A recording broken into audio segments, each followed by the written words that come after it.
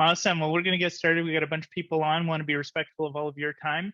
Welcome to Gradient's first annual State of the Channel webinar, where we can dig into a lot of deep data insights and information of the trends that we're seeing on the industry. We're super grateful today to be joined by our friend and strategic advisor, Jay McBain. We'll get into introductions yet. A little bit of housekeeping to get started. We've got some people that are joining from all over the world for this one, which is awesome. So good morning, good evening, good afternoon. Why aren't you sleeping if you're on? But thanks for joining us today. We are recording this session. So this will be made available if you have to step away, if there's something you wanted to re-see, whatever. Other than that, please do interact with us. We've got the webinar chats open. We got people on the team here to chat and answer questions. We've got Q&A. If there's certain things you just want us to dig deeper on or more curious about, we're happy to handle those things. But other than that, engage, enjoy. If there's something that catches your eye, take a screenshot, post it, share it, use it. This here is for you guys. So we will step in. I'm going to be I'll be the host because I got two smart guys with me. My name is Colin Knox. I'm the CEO and co-founder of Gradient MSP. Been in the channel a little while. Ran and worked at a number of MSPs over my career. Ended up founding a little cybersecurity company in the channel called Passportal. Folded that into Enable. Went and was one of the executives at Enable for a good period of time. And then stepped off to do Gradient. I'm joined by my co-founder, Ryan. I'll let you introduce yourself. Oh, okay. My name is Ryan Barker. I'm the CXO and co-founder of Gradient, and very similar to Colin's path. I've been in this industry for over 20 years, and started in the trenches with everybody else at MSP, and actually worked with Colin at an MSP that we exited and were able to continue on, and then again work through Passportal. And it's exciting being a part of that side of the that's sort of the world in this industry. And a similar path here. I'm excited to be a part of Gradient, and that's me. I'm gonna have to look up what how does the saying go when it's like fool me thrice, because this is your third shot with me. That's wow. I don't learn very well, I think. I don't learn from my mistakes. So that's the other awesome. That's the other part I'll put on there. Awesome. And over to Jay, the guy that needs no introduction in this industry. But Jay, why don't you share a little bit about your tenured history in the channel? Yeah, I think it's fool me once, blame on you. Fool me twice, blame on me. If you fool me thrice, there's just no excuse there. You've just given up. It doesn't even go that far, the saying. So there you go. But here's a connection point. I'm stepping into my 29th year in the channel. Wow. And I started my channel career in Calgary, Alberta, Canada, working for a small company at the time called IBM. And you were Little Blue then, is that what it was? Little Blue, and taking IBM calls around partners and other things. So had a chance to lead big organizations and channels, had a chance to be a CEO of a channel software company. And now I don't really have a day job. I get to spend the last 5 or 6 years as an industry analyst, connecting dots, reading books of information every day, trying to pull out state of the channel type of coincidences and causation effects, and things that may not be happening in our industry but are going to affect our industry shortly. And excited about this conversation. Yeah, absolutely. Us too. Very excited about the conversation. And I know there's a lot of people, when we announced you coming on as a strategic advisor at Gradient, we're going, why the heck would Jay McBain, an industry analyst and researcher, and be working with and advising a company that does automated billing reconciliation for MSPs? What does Jay know about billing reconciliation? What's going on here? So this will be a good curtail or dovetail into a lot of what we're working on together, and the bigger picture of Gradient that we've alluded to over time. But before we get in there, I know there's some things to talk about here. Yeah, absolutely. One of the things as an advisor I caught early was some questions, because as consumers we have questions about data usage and privacy, and it reaches the newspaper and on the evening news every day.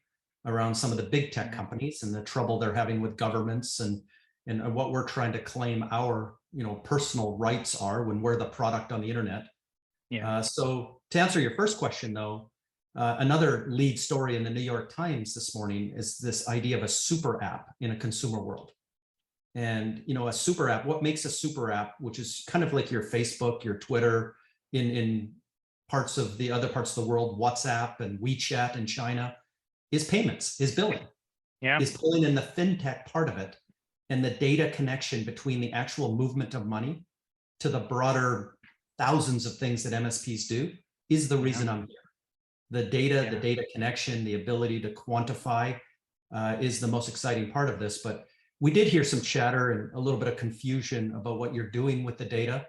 And I'd like to figure out, from you in terms of what is the message and what is the guidance from Gradient in this space. Yeah, it's a fair statement that we've had a fair bit of uncertainty because we've talked and we've not hidden that we're looking to be able to drive data and do good things with data. So it's one of these things where, like you said, if you aren't paying for the product, you are the product. And there's components of our platform that are free, which did us a disservice in that. And we started doing that as a product-led growth strategy, where you offer a free tier product, get them hooked on certain things, and as they want more features or more usage or consumption of it, then they can start paying. And I was talking about data and talking about a free product right away, that kind of drove a little bit of confusion, concern, uncertainty. But we're really excited today to be able to dig in and show people, give an initial glimpse of what we're able to do with the data and the good that we can do with the data. But as a disclaimer and as a confidence instilling for the entire industry as a whole, based on the data we're going to talk about today and what we've derived from it, is we de-identify and tokenize and aggregate the data. So it's aggregated after de-identification, and we have a whole lot of inference protection built into that, and a whole lot of security controls built into that. We are SOC 2 Type 2 certified. Our SOC 3 report is public on our website for usage, and privacy and security are two of the trust service criteria that we're certified compliant on. We also host a security white paper, which we'll drop in the chat if you want to download and read that. We've got our privacy white paper that you can download and read about that. And for us, when I was running an MSP and when I was running a channel vendor, and I'm sure it's the same thing for you your whole life in the industry, Jay, is there's so much that you don't know. And if you just had the answer, if you just knew what was going on, how much better could you have done, right? If you knew who was buying your software, you could better market to those people. If you knew who was, what people were charging for software, you wouldn't have to worry about that. If you knew how other people were performing compared to you, you can actually find ways to use that data for good for the whole industry on how you can improve your business, how you can grow your business, how you're actually performing. The vendors in the industry can better understand and support their channel partners, and I think there's some things that we'll dig into in this presentation that'll talk about where some vendors and a lot of vendors have missed the mark, including us in the past, right? And where MSPs are focusing and doing things that might not actually be the most beneficial to their business. So I'm personally super excited to jump in and do this stuff. Ryan, I don't know if you had anything else you wanted to add on this. No, I mean, you captured it pretty well, Colin. I mean, this is a conversation we've had with a lot of MSPs, and rightly so. And I think that we're doing a better job of helping everyone understand what this really means to them, and alleviating some of those those initial thoughts. And I think today is going to be an awesome first step into sharing some of the fruits of that, and helping everyone understand where the end game of this could and should be. Absolutely. And why Jay is involved to help us. So as we talked about data, what is the data telling us? And what is the data that we have and that we're working with and doing, that we are de-identifying and aggregating and interpreting and looking at? So all of the information that you're going to see today, all of the statistics, the trends, the analysis is based off of over 760 MSPs that are actively implemented with Gradient and using us to reconcile their billing and deal with all of the things within our platform that they can leverage. On top of this, we have integrations and direct integrations built into Gradient's API, fed from 13 integrated vendors right now. We've got 17 more that are coming in the next 3 months alone to continue feeding stuff in, driving value for MSPs, driving value for the vendors, driving value for the industry. And in total, we've got almost 40 vendors that are signed into our Tech Alliances program and committed to their integration. So in 1 year of really being on the market and in business, we launched in November of last year. So we're just over, getting really close to that 1,000 partner mark. We'll hit that very soon. A lot of vendors in and participating and using us to reach into a bunch of other ecosystems through our integration program. So the meat that everybody's here for. What does the MSP market look like right now? Right, and for us, it's been looking to solve this, I would call, fundamental challenge. This challenge where all of the data and research that we read and that's available to us, it's really all been survey based. We've had to inquire. There's certain degrees of error and bias that's involved in that data. When you look at, Jay does a really great job and cross correlates different bits of information and stuff that's out there when they're doing their work. But at the same time, it's not feeding straight from the data. And so we have to read with some assumptions. And there's been a lot of information put out in the industry about, what's the revenue size distribution and segmentation of the MSP market. What does it look like? How big are these businesses? How many employees are they? Where's focus going? What are the values of their contracts and MSPs? They're like, what should I be charging and everything else?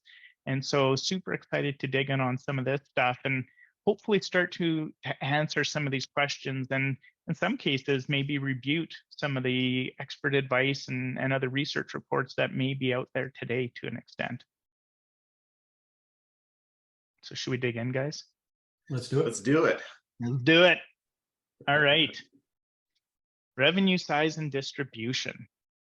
Raise your hands if you've worked at a channel vendor that identified and said, we need to go after all the big fish in the industry, those top $10+ million orgs who spend all the money and everything else. And then they go into those meetings at the end of the quarter for your QBRs and business reviews, and people are saying, where the hell are all the partners? Why don't we have a whole bunch of new partners? Why isn't this business growing? What's going on? Well, we're starting to see what the distribution is here, right? We're starting to see that the average revenue of an MSP across the 760 using our platform is $777,000 in annual revenue. That looks like a good luck number, actually, but that's the reality. But when you start to dig in, an average doesn't tell us a whole lot until you start looking at the median. The median revenue is $146,000 a year, right? This is very interesting because we have a broad spectrum of sizes of business in here. And that's why that 777K is pulled up as the average. But you now start to look where channel vendors have been focusing and MSPs are going, oh, no wonder I'm not getting marketed to properly. No wonder partner programs aren't built for me and stuff. Because we're losing focus on where the majority of this industry is. $1 million and under in revenue. And you look at how that falls down. You look at where that lies and makes a big difference in understanding where to be going as a channel vendor and everything else. What have you got there, Jay? Well, at a global average, we've got 76,700 MSPs in the world that drive over 30% of their revenue as recurring and using professional tools like PSAs and RMMs. But is the long tail, 98% of them are less than 10 people. The average MSP is 8 people, which is closer to your average revenue here. And yes, there's some ultra large, very, very large companies driving billions of dollars in this space. This is a hallmark of an industry that is based on a long tail. And the left-hand side of this chart today in the industry, the 35,000 vendors that we work with that are driving MSP programs have absolutely no headlights into the left-hand side of what's going on here, because it's not something a human can do. And it's not something any vendor can afford to put a human, that they're spending $146,000 on their salary into a median revenue partner of $146,000. So the economics haven't been there, and it takes data and automation to double and triple click into these numbers. And that's a huge interest of mine in terms of digging into your, kind of further analysis here of what that means. Yeah. Well, and like when you start to look at this, now we've all heard of service leadership and what Paul Dipple brought to this industry, and now in the ConnectWise umbrella, we heard all of the stuff about best in class gross profit and profitability and all of this stuff. Well, you start to look at this and say 777,000 in revenue. Well, the average gross profit on that is 314,000. So we're coming up on almost 50% gross profit there. And that still ties down when we look at the median. The median gross profit is $77,000. Yeah. And this is data that we're pulling off across, 170,000 contracts across, 760 some odd MSPs, billions of dollars in cumulative revenue. And so it is kind of interesting to see. And when you talk to that, you started to hint the average MSP is 8 employees or under, right? Is 8 employees. Well, that speaks directly to this whole segmentation. When we were $1 million, we had 10 or 12 employees at our MSP. Right now, you see where that goes down and starts dropping down. But when we look at this, CompTIA did amazing research back in 2016, and they released out that 88% of this industry in MSPs are 10 employees and under. But my first question to that, and what I heard from a lot of people, well, what's the segmentation below that 88%, right? Or in that 10 and under? Where is it? 1 employee, 2, 3, 5, 8, 10.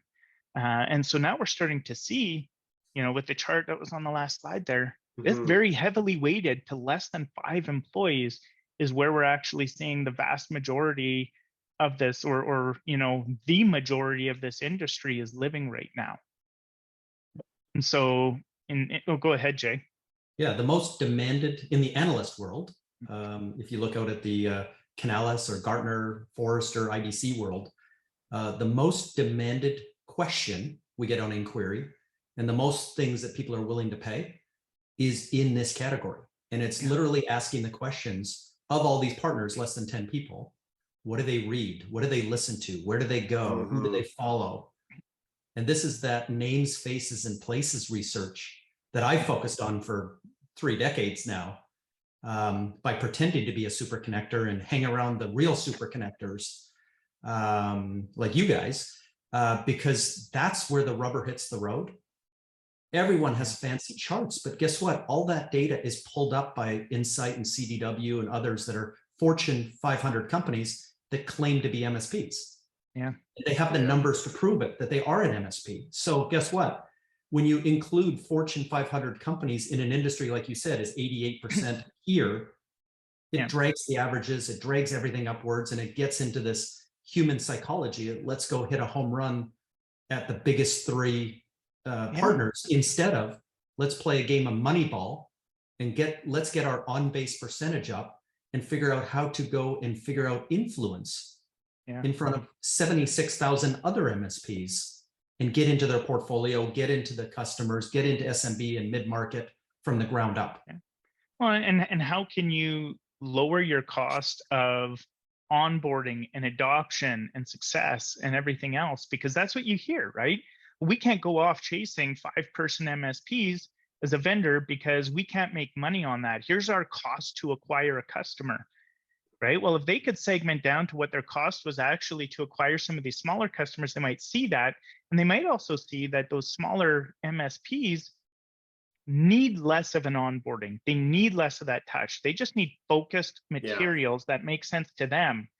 you're putting out a lure that's too big for any of these fish to be nibbling on. It's too scary, right? With minimum commits, which is still a thing. With margin, with all of that, it's difficult. Yeah, so it's one of the core parts of my research is there, over my shoulder, there's 223 companies out there today building software to better automate and reduce cost in that onboarding, make it more digital and make it easier and less friction for that MSP to come on board. But the channel itself and MSPs is the perfect sales force for you because it's performance-based. There is no base salary to hire that MSP with 5 people, not until there's action with a customer and deals get done that you're actually paying them. So it's actually the perfect sales force, which you're actually have on commission only. Yeah. And so that's why this argument that the ROI and we need to cut off that long tail, we need to focus on the bigger partners and active partners. Well, guess what? There's 35,000 other boardrooms making that same decision at the same time, leaving this market for a select, smart few vendors that really do get it. Absolutely. Well, hopefully more are tuned into this. Hopefully more will watch the recording and start tuning in. So we talked about this revenue of the MSPs and profitability and stuff. Well, it's interesting when we started to dig into where's this revenue coming from? How are these contracts and agreements that of the services that MSPs are delivering? How does this come into play? And there's been a lot of interesting hypotheses around, well, how many services does an MSP resell? What's a vendor's opportunity to even enter into that stack? Yeah. What's happening? And, for the MSPs on this, they're wondering, am I offering too many things? Am I not offering enough things? Whatnot? So we start to look at this. Well, the MSPs within our platform are delivering an average right now of 17 different services to their clients. 17. The bulk of those are security services. So these are all things that they're taking some level of margin on, which we'll get to, but taking margin on 17 services and their highest margin being their services where they don't have a hard cost, especially in a 1-person or 2-person shop, is where we're seeing things. But there's a lot of talk in the industry about service bundling and doing all you can eat. How long have we had the AYCE going on, right? Since you were back at Autotask. All you can eat, just go and shove them, and you got to charge per device, you charge per user, and just bake it all in, and it's the cake, as Gary Pica used to put it, right? And put it out there. Well, interestingly, what we're seeing across the data, and we have a bunch of partners that do the 1 service and 3 services and stuff like that, the number of services on contracts directly correlates the amount of revenue per contract. The more services there are, the higher value that the contracts are selling for. And so this is a very interesting thing that we've looked at and that we've seen, of having more availability of offerings, the flexibility, things that can be plugged in and unplugged and put in and out, is getting the larger contracts. It's selling more, higher value, higher profit. We start to see, as we look across the full spectrum, average unit price of $522 per service. This is the difference between average and median again, right? If you dig into data and look at that stuff, because we hear a lot of the advisors out there saying you should be charging $500 per user. Boom, all in, done, go, grow, right? Well, the average resale per service or the median resale per service is $109. So about $100 per service. That sounds like something a lot more palatable to me to be stacking and placing and doing stuff than just throwing a big bone and bundle at somebody. So it's interesting to start to see what this data is telling us when it comes to contracts and stacking. Yeah, this for me is one of those really cool things to see, and obviously this is just dipping our toe into this, because conversations with MSPs about how to set up their contracts and the different ways, and whether you bundle it or do this and that, it is one of those conversations that you get a group around and they can talk about it for hours, because there are a lot of different viewpoints. There's a lot of different ways to do this. There's a lot of thought leadership in that talks about the pros and cons of both, or not both, but many different ways of doing it. So So taking a look at this and seeing some of these ways here, it's for me, it's the way for us to get down, like start to peel that onion a little more and actually provide some more insight into what that looks like. And it's not just you should always do it this way, or you should always do it that way. There's going to be certain types of MSPs or certain segments, certain things that are happening that will serve better in here. Is there a sweet spot that we haven't actually just seen yet because we haven't had a chance to actually look at that data? So this, looking at this is very much just a sneak peek into how much more we can actually get out of this information. Yeah. I think one of the real benefits of data isn't, just looking at averages, because every MSP out there is going to say, well, what about me? My buyer, my industry, my geography, my segment of the market I'm in, the products that I hold in my portfolio, the services that I provide beyond managed services. Like, what about my business?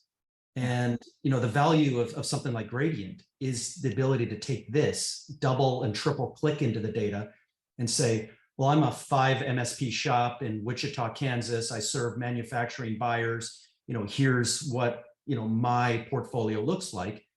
Well, there's 5 other people like you, and maybe 50 others adjacent to you that I can go and see for the first time, what good looks like. And are there places I'm undercharging? Are there places that I'm having success and I want to replicate that success?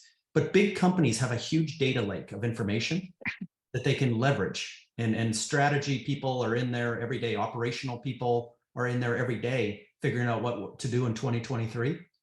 For this group of 70,000 plus companies, there isn't that ability to dig into a data lake, and here it is.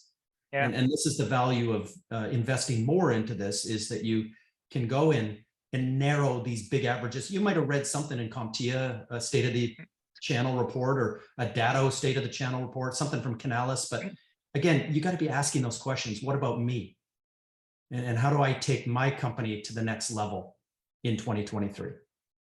Yeah, absolutely. I mean, I say it over and over, right? Is you can't buy a house in Boynton Beach for what you can buy a house in Manhattan, right? Like it's different economies, different local economies. Things cost different. And as much as we would hope that IT services and various technology products are consistent, they're not.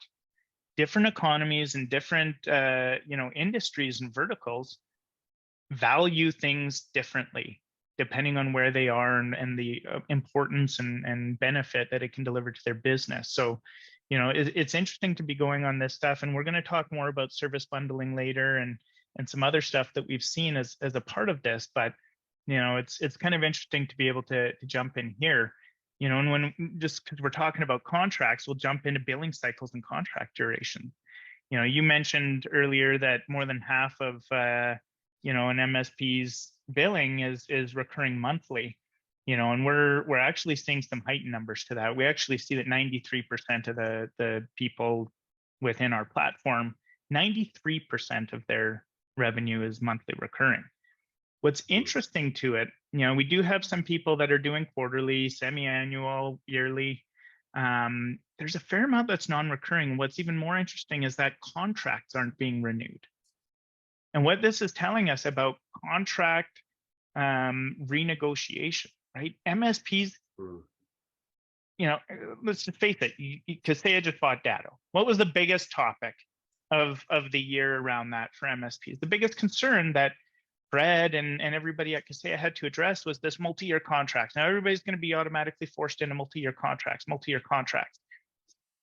I'm not saying that anybody should be forced into one, but I don't understand why you wouldn't see the business benefit yourself. We're seeing now that MSPs are renegotiating on an annual basis, some cases more frequently than annual, their contracts. And they're not recurring, they're not renewing, they're not longer term than this. As an MSP, if you're not trying to push multi-year contracts to secure your revenue, profitability, and future growth prospects, that's a mistake. You're missing out here. Well, I will say that the largest of companies, some of the most successful SaaS companies, for example, Salesforce, HubSpot, ServiceNow, Workday, Market, they've all moved into this multi-year. And there's one of the tricks of the trade that they use, because there's always negotiation in that contract. Add a user, take away a user, add a feature, take away a function, whatever it is, they renew it. And whatever the renewed number is triggers a new 3-year contract. Yeah. So they don't have a hard end date. They use add, moves, changes to the contract as a recycle. And in your home, if you're going to put solar power or something and you have to fund $30,000, $40,000, $50,000, what they do is they re-trigger that into the mortgage. So you can pay that off monthly for 25 years. And these companies are using that same trickery, but they just keep moving the goalposts. And you're always on a 3-year contract that never ends. And it amortizes it all. It makes it look much more affordable to enrich the contract, upsell and cross-sell within your contract if you do that. So this is, again, you know, Gradient is working at this point of billing and money changing hands. And some of the peers and adjacent companies you have in the market are doing this successfully. And their valuation is going up because of it. Their profitability is going up. Their ability to book ahead and hire more people ahead of the curve and make investments in emerging tech and other things. All of this comes around. All the strategy comes around this ability to bill more effectively. Well, and how much time and effort gets sunken into renegotiate and renew contracts all the time, when you can just be focused on a quick renewal, selling new contracts, having different types of conversations, stack-ons, everything else. You look at how Microsoft has reinvented with NCE now. You know, this is all catering to, you know, flexibility and consumption and being able to secure their future prospect of continued business, right? We have comments coming in about the copier industry and the office technology industries and stuff. And you look at telco, there are people that have known this for decades longer than MSPs have. And how they do their billing and how sub-agents work and everything else. That's true. There is a lot to learn from industries that have been doing this recurring model for much longer. Yeah, absolutely. So we've got some interesting stuff. We had a good chat before we were putting this webinar together. We talked about margins. You know, we're seeing MSP's average margin right now is 50%. You know, and it bears the question, right? Is the MSP industry, is the MSP business a business that you can make money in? Because we hear all the other analysis, right? And go tie back to service leadership. And you know, Paul Dippel had shared before that, you know, 50%, only 50% of the industry is making money, right? The bottom 25 or the bottom quartile is losing money every year. The second quartile is breaking even, and only 50% of the industry is making money every year and profiting. And so when we look at 50% margin on average, or gross profit on what you're delivering versus what you're paying for it and what you're getting, you know, how does that compare? What do you see on this, Jay? Well, it's a simple degree in economics here. When you're an 8-person shop on average, and you're in, let's say, a smaller geography from a price point perspective and a cost realization perspective, guess what? As the owner principal, you have to carry the finance, operations, sales, marketing, customer success. You're spinning all the plates. It reduces, obviously, your time to sell. It reduces your time as well to play technician, because you'd be the highest billed person in your company. So in those economics, what happens is private equity looks at these margins and says, what if I could roll up like McDonald's, like a franchise?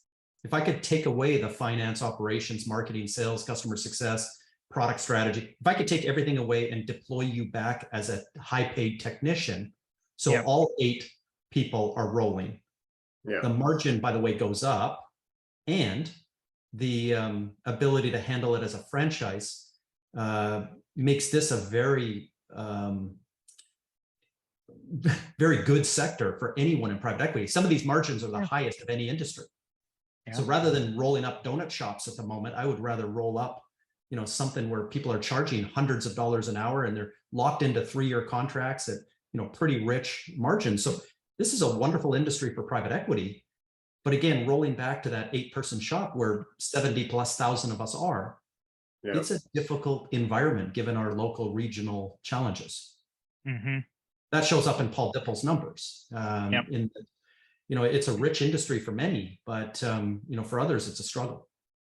Yeah, absolutely. And you look at, efficiency and growth and opportunity, and how do we move that 8-person average to 10 to 12, 15, 20 people and start bumping up these median revenues, these median average profit and profitability. And we're going to go back to the bundling topic now, right? And this is a contrarian view, because I know there's a lot of I see people's names on our attendee list right now who preach all you can eat and all in and bundle everything. And so I still love you all. I hope we're still friends. And I don't disagree entirely, but what I am doing is we're looking at the data, right?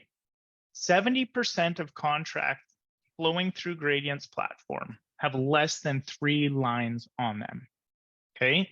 Half of those, 35% of all contracts, and remember, this is, nearly 200,000 contracts, are single line items. So what did our data science team do? This is interesting. We're seeing this. This is the thing. What's happening? What's different about these businesses from these ones who have 17, 10, 9 items on them? Well, guess what? Interestingly, the MSPs that have fewer line items on their contracts, 3 or less, are growing at a significantly slower rate year over year than the ones that have more services per contract and have a lower gross profit. Why is that? What's your inference here, Jay? Why do you think this might be? Well, for 22 years, this industry and all the watering holes and all the super connectors have sold this message that MSP is everything, and you should, target to get to 30 to 40 to 50, and then to up to 100% recurring is the best business model. And it's actually not, for example, because only 30% of SMB customers outsource some or all of their IT. And you could convince with great sales and marketing a few more to join in your region. But the fact is I would like to be participating in the other 70% of the market that isn't recurring. But to those companies that are servicing that market, it looks recurring. I'll tell you that when a system integrator goes in and does an implementation and integration and does some of that consulting, design, architecture work, it's not just a 6-month project and they leave. The thing gets renewed, there's scope creep, there's all kinds of things. And if you ask yourself, why is Accenture at 721,000 people as of last week? Why do they make a business acquisition every 7 business hours? They're now the biggest tech company in the world by people. And do you think that they're not in the managed services game for any other reason? That they're highly profitable. Project work literally is renewed forever. Somebody who put in Salesforce or HubSpot, 20 years ago is literally re-upping every month with new projects, new opportunities, and it triggers in our industry a $6 multiplier. Yeah. These companies are growing into that $6. Only $1 of that $6 multiplier. If you look at any tech company, any of your vendors, only $1 of it's managed. And if you're not looking at the other $5, and bundling or no bundling, if you're not looking at where your customer is spending, not only in IT, but across every line of business and across every service, they might be insourcing or outsourcing. That's the contrarian view here is the managed services industry is too narrow in their focus and maybe been sold a bill of goods that recurring revenue is everything. Yeah. Well, and you look at it too, right? Back to bill of goods of whatever you want to call it, all you can eat, sell the cake, everything else that way, right? Why is this happening, and what could be going on? Well, what's the shift going on in consumer and enterprise right now, and even some just straight B2B? This is an everything as a service consumption model shift going on. You hear it at Cisco with the projects they've undertaken and what they've been working on for the last 18 months. HPE, Microsoft, look at how they've transformed their whole business to everything as a service, right?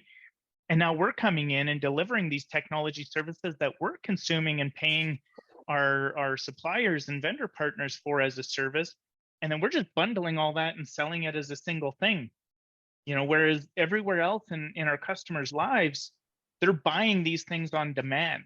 They have flexibility to be able to a la carte things. They can dial up, they can dial down.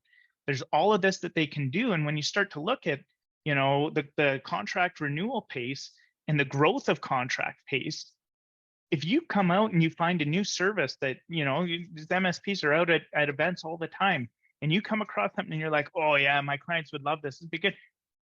If you're an all you can eat, you're eating the cost of that if you're giving it to them and then hoping that they're going to agree when you go to renew the contract at a higher rate a year later.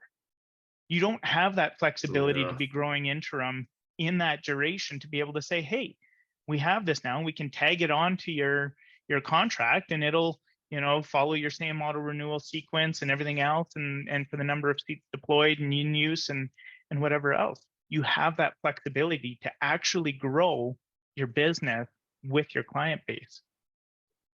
Yeah, so here's another, given the challenges we've had this year, the supply chain issues, the inflationary issues, obviously wars in Europe and other things as well, all coming at once. But one thing kind of hidden in all that news is all this move to public cloud. Each of those companies are weathering the storm of that, where their costs have gone up significantly. So Google Cloud is losing money. AWS had their profit cut in half, most of it attributed to higher energy costs to keep these data centers cool and to keep them running. So in those worlds, if you don't think that there's price increases coming up really across the board in our industry, we're out with vendors every day asking when and how much. But if you've bundled that, at some point your customer might come back and say, I see that the total number, I need to keep that total number the same. Obviously, AWS or Microsoft's not going to give you a cut, to handle that. You're going to have to absorb that in lower profit on your services, or somehow have to negotiate less services. And that fixed part of your bundle is increasing in price over the next 2 or 3 years. And obviously, the only way that you're going to be able to hold a customer that wants to stay flat, if they can't be sold the increase, because now it's not Microsoft or AWS that has to sell the increase. It's you. And that's the trick with bundling, is that you could keep it the same price, but guess what? The rest of it and the rest of your profitability is going to suffer. Well, it's going to suffer. And what's the stickiness there too, right? Let's talk about the macroeconomic climate with the headwinds that are coming in, right? People are going to be putting pressure to renegotiate, to look at, understand what they're doing. We went through the exercise ourselves over the last few months. What are we spending money on? What are necessities? What are not necessities? Everything else. If they come and they look at a service bundled thing, which is just, I don't know, all I know is we're paying $3,500 a month to, XYZ IT services here. Well, what do we get for that? I don't know. I can ask them and everything else. And then guess what's going to happen?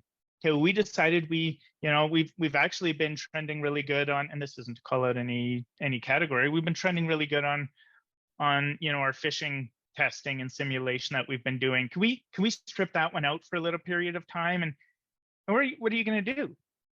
No. And then, it's, well, okay, we'll do it. So what does that drop our bill to? Oh, shoot, now I got to tell you that and everything else, right? Where if there's that visibility that they can, without having to talk to you, they see what they get, they can come to you instead of saying, I need a discount, or, you know what, we've chosen another provider because we just don't need all of this stuff or whatever. They could just come to you and be saying straight up, can we strike these 3 things? You have an opportunity now to still retain that and explain the value and benefit in that. Or you say, sure, I'm going to do that because that drops your own cost basis to provide service to that client. Yeah, so another trend is kicking off here, which is the growth of marketplaces. And when you dig into the growth of marketplaces, which are now growing at 86% compounded for the foreseeable future. Wow. They're growing much faster than the hyperscalers are and SaaS companies are right now. And one of the underlying things that nobody knows within marketplaces is 24% of the deals that end customers do in marketplaces are partners clicking buy on behalf of the customer. So what they're doing is spreading out the bundle and allowing the marketplace to handle the vendor activity. So if Microsoft raises your price, it shows within that marketplace that it's Microsoft raising your price. And all of the private offers and multi-partner officers and offers and everything else that goes into that marketplace allows MSPs to kind of make money as part of the deal and not have the headache of handling this bundle. So we're predicting by 2025, AWS will be a top 10 distributor in the world, along the likes of TD SYNNEX and Ingram and others. By handling that part of this financial exercise. And this is an interesting comment, question back to Gradient is, multi routes to market. If that customer chooses to buy direct, if they choose to buy through a marketplace, if they choose to buy indirectly, again, through the MSP, how does Gradient help? Whichever way the money flows. Well, and that's stuff that we're starting to look at when, I'm not going to pitch our product and jump into that.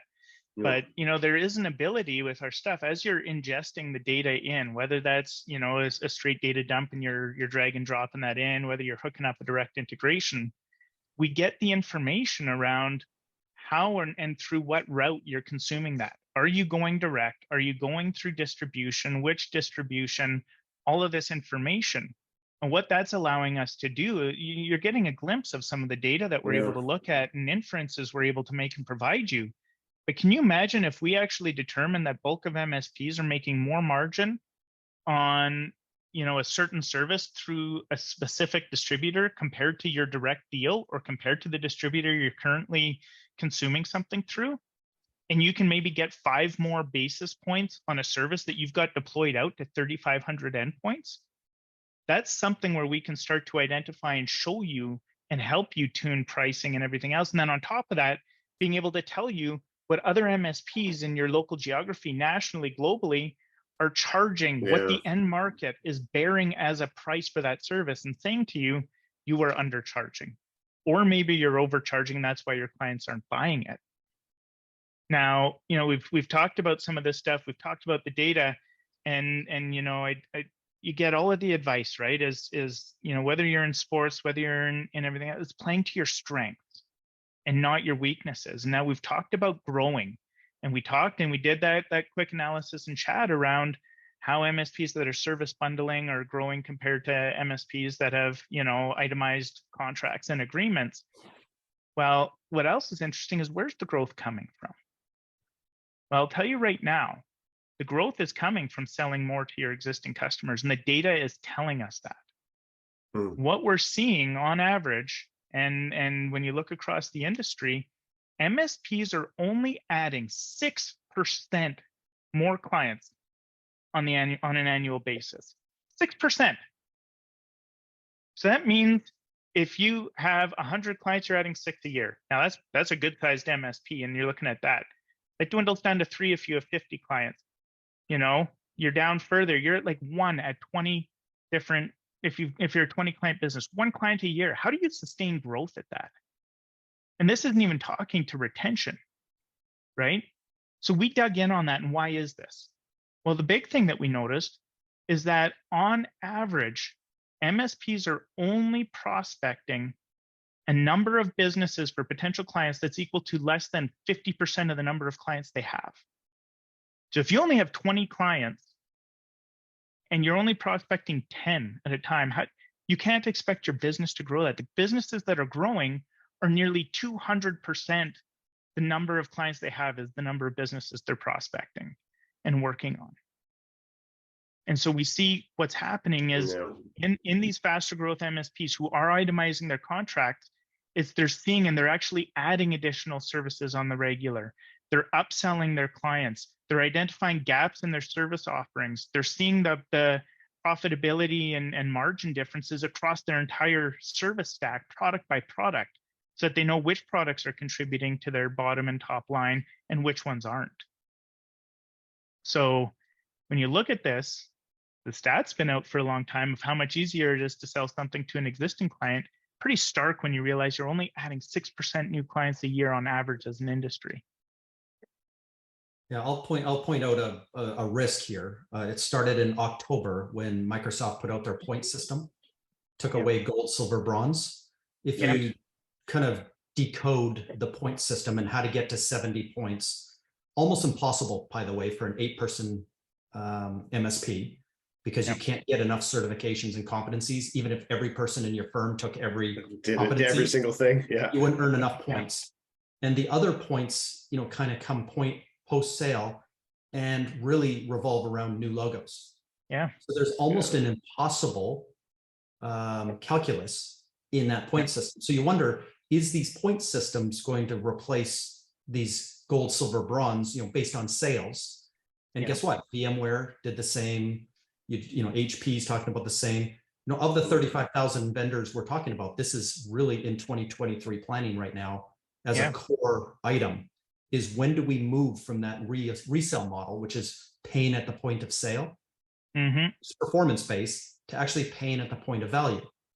The way that you help a vendor win the deal in those first 28 moments, you might be one of those 24% of partners clicking buy on a marketplace, but you're not the partner of record because you didn't take the money.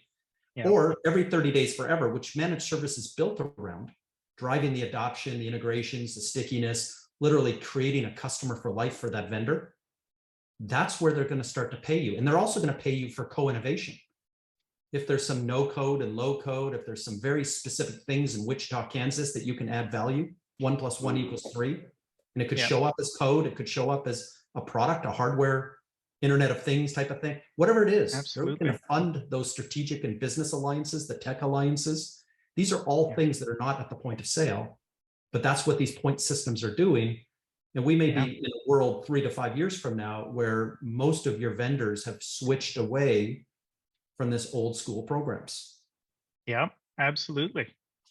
Absolutely. So we've talked a lot about what we saw in the data. We saw, what it has shown us, how MSPs are performing, everything else. But now we're at the end of 22. We're about to go into 2023. So what are the trends and opportunities we're able to derive when we start looking at this? Where can this go? We hinted on stickiness. We've hinted on consumption models. We've talked about margin.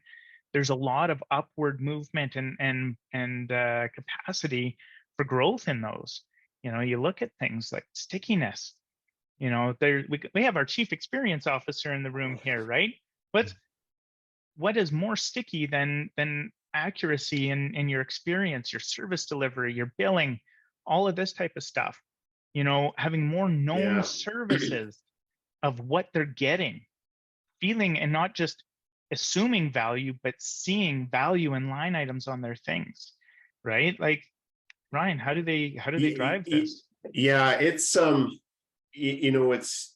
we keep saying it over and over again that this industry is can be very highly commoditized, and an MSP can look exactly like another MSP, almost down to the number, right? You going in and you're saying, I'm going to do this, I'm going to do that, and it's the exact same thing that 50 of your competitors are saying too. So from a stickiness standpoint and understanding the ways that, why is it that, and it's not just we deliver the best service or whatever the case is, because guess what, every other person delivers the best service too.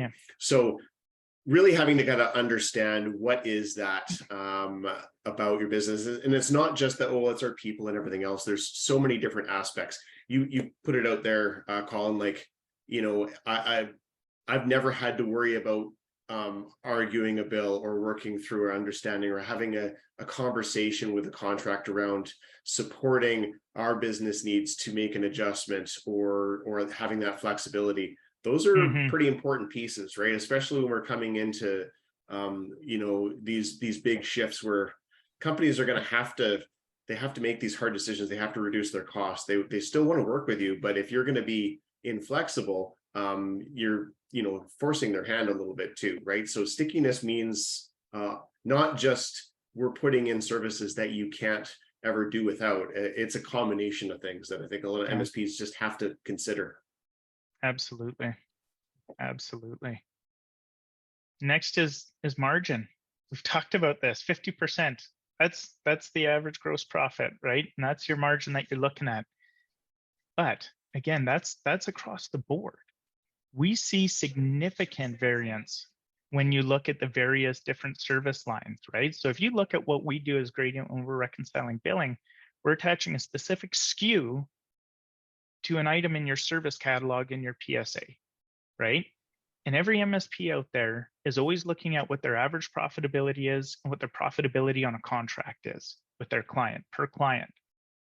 looking through at this per product line, like we talked about, where we'll be able to make inferences on, where you're sourcing things, what your cost basis is, where you can make growth, how that stuff can all work on a per product line thing, not by the contract, not by the client. Allowing you to focus on very high margin services. There's a very tactical thing that MSPs should be doing, and some of the best of them do this.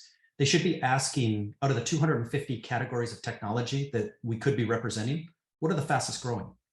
The hyperscalers are growing at 40, the SaaS companies are growing at 30. We know security is growing at 27.7. I'd want a stack rank list from 1 through 250 of the top 10 or 20 things product wise I should be looking at. The second question I would ask is, what's the multiplier around that product? The $6.40 out of the 100 services that wrap around it, that all the different partner types are out there doing in recurring roles or in project roles. Yeah. Where's the money? And you'd be answering that in this public world, the implementations and integrations are at 80% margins. Yeah. Delivering that no code, low code, RPA, some very specific value add is running in the 80% margins right now. From what you'd pay Fiverr to write the code for you and drag and drop the code for you for what you can deliver. We know what the managed services margin based on gradient data and things like that, but I would be asking the margin on all 100 of those services in the top 10, kind of fastest growing parts of the market that my buyers, are buying, and do this very quantitative approach on how I go into next year strategically.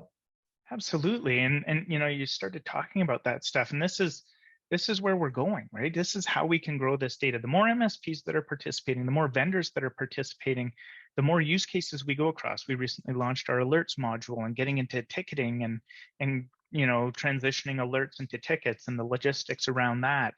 We can start to paint pictures for you of exactly where you can tune your business, your partner programs, your everything, depending on if you're a channel vendor or an MSP, right? You can start to see all these things that Jay's talking about. What are the fastest growth and highest adopted products emerging over the last 3 months, 6 months, a year, depends on what your risk tolerance is. And we can paint those for you by category and categorically understand where you're going to drive the biggest gains in your business, from revenue, from profit, from likelihood of adoption, all the way across the board. So these are the things that we're working towards and working on. And, we start to look at takeaways of where we've been. We're coming up on time. We'll go a little bit over, but, we talk about service leadership and the great work that Paul did and the great work that ConnectWise is continuing on with that. But what that is doing is always comparing yourself to the best in the business, right? And we now see where the vast majority of this industry is from a size and segmentation and distribution wise.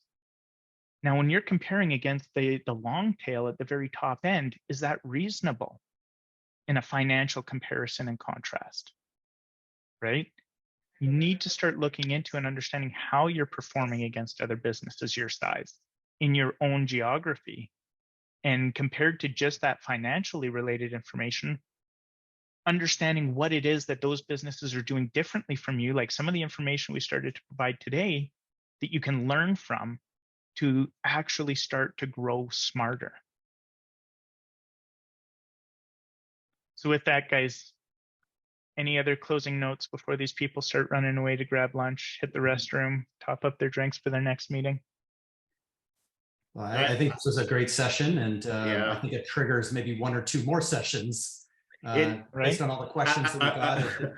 Dive deeper. I was just going to say that there's, we tag on some of these things, and I know that there's a few topics we hit on that can be full web series just based on how important it is and all of the different views in that. So this is exciting, but I'm really looking forward to using this as a springboard into some of those other conversations that we can get more into.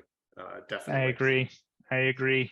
Definitely look forward to doing more of these with you guys and getting more information out there. So thanks again for joining. Thanks everybody for coming out. We'll be respectful of your time and let you get back to your days. Awesome. Hope you enjoyed. Thanks very much, Jay, Colin. Pleasure. Happy holidays, everyone. Yeah, happy holidays. Cheers.